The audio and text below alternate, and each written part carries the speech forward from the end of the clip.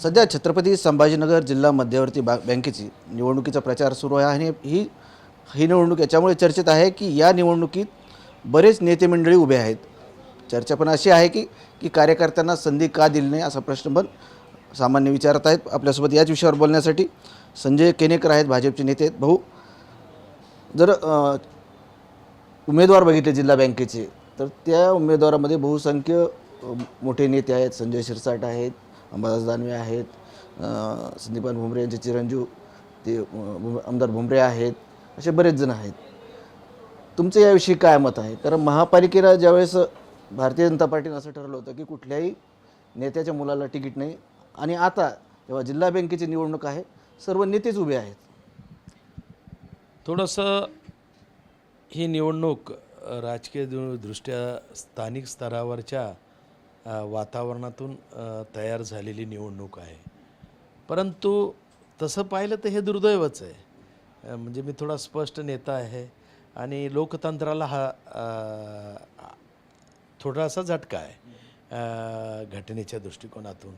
खरं तर सत्तेचं विकेंद्रीकरण झालं पाहिजे, आणि सत्तेचं विकेंद्रीकरण जर नेता करत नसेल तर निश्चितपणे राजकीयदृष्ट्या कुठलीही सत्ता आपल्याच प्रवाहातून, आपल्याच माध्यमातून, एकाच ठिकाणातून चालवणं ही काही लोकतांत्रिक दृष्टिकोनातून योग्य बाब नाही. आणि ते प्रत्येक पक्षाच्या श्रेष्ठींना अपेक्षित नाही आहे.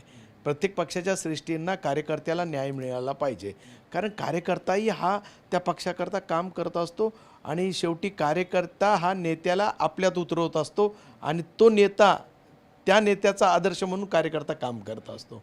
आणि निश्चितपणे नेत्यानेही कार्यकर्ता आपल्यात पाहावा आणि आपणच समजून कार्यकर्त्याला पुढं करावं, ही भूमिका सगळ्याच पक्षांनी केली पाहिजे होती.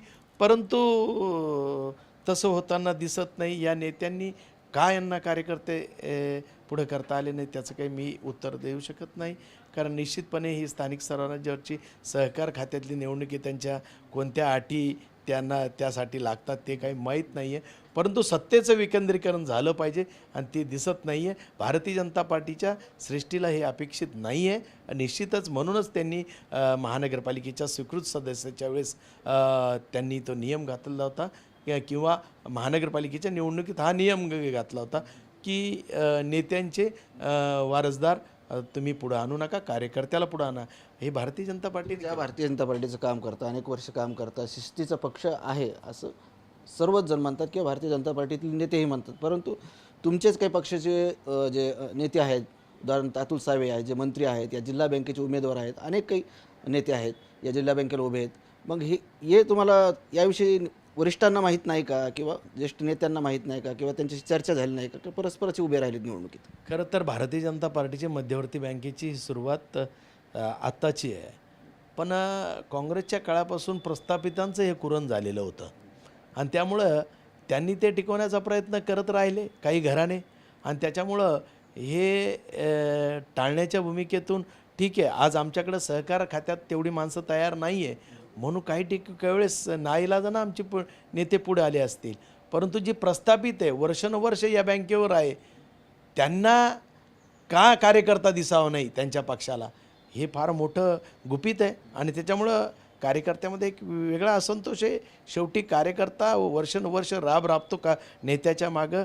काही पिढ्या या नेत्यांमुळे कार्यकर्त्यांच्या गारज झालेल्या आहे, आणि त्याच्यामुळे निश्चितपणे हा एक संशोधनाचा विषय आहे.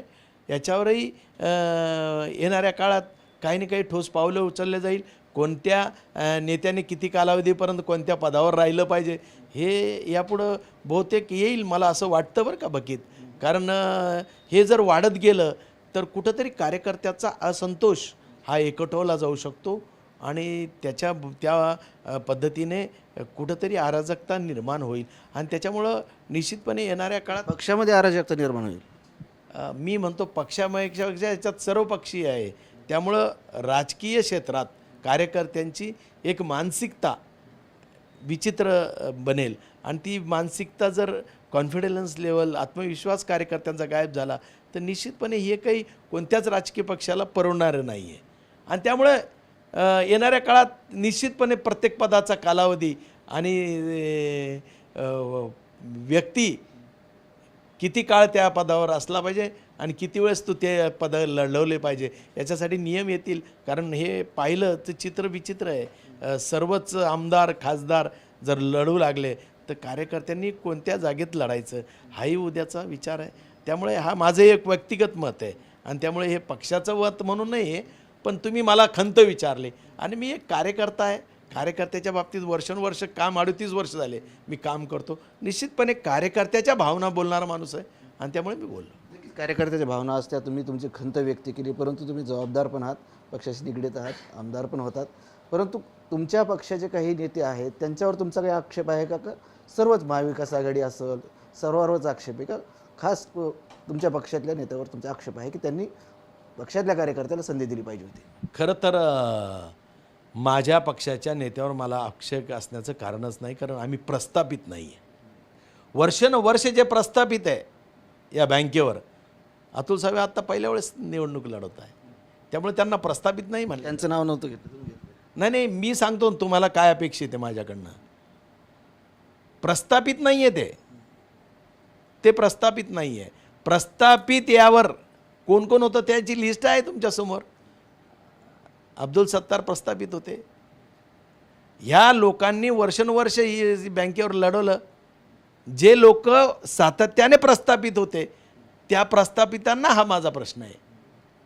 आणि त्यामुळं प्रस्थापितांनी विचार केलेला पाहिजे की आपण एकदा लढलो, आपण इथं काम केलं, त्यामुळे आपल्या घरात एक पद आहे लोकप्रतिनिधीचं आणि त्यामुळे दुसऱ्या कार्यकर्त्याला संधी द्यावी.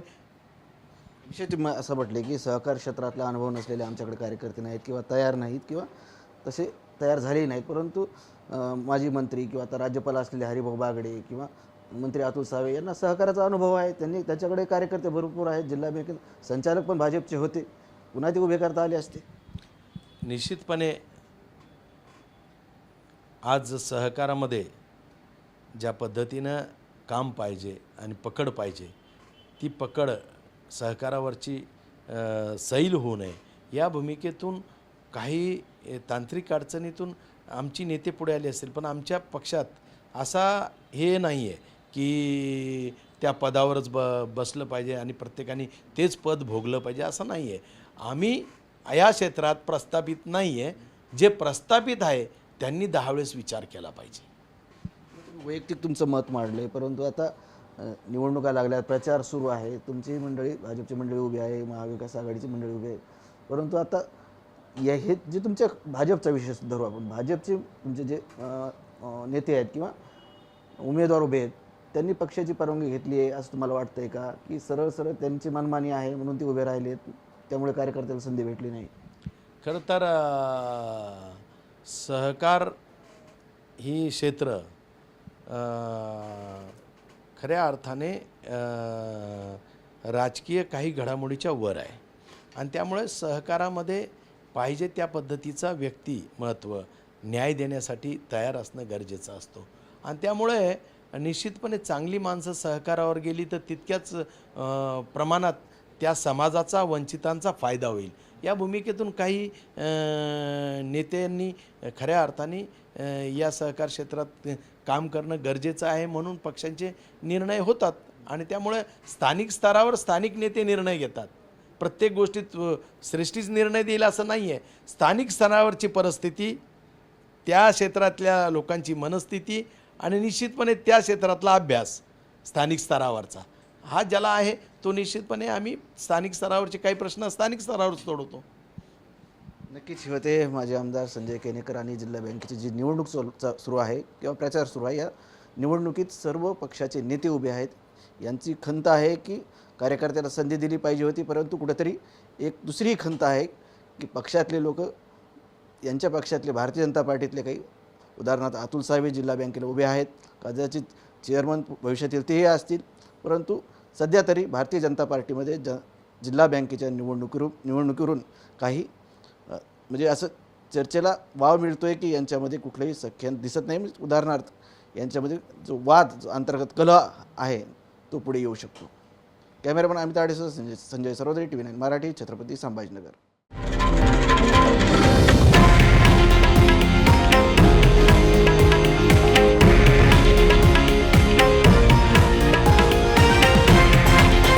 हे आहे देशातील नंबर 1 न्यूज नेटवर्क आणि आपण पाहत आहात TV9 मराठी, एकमेव.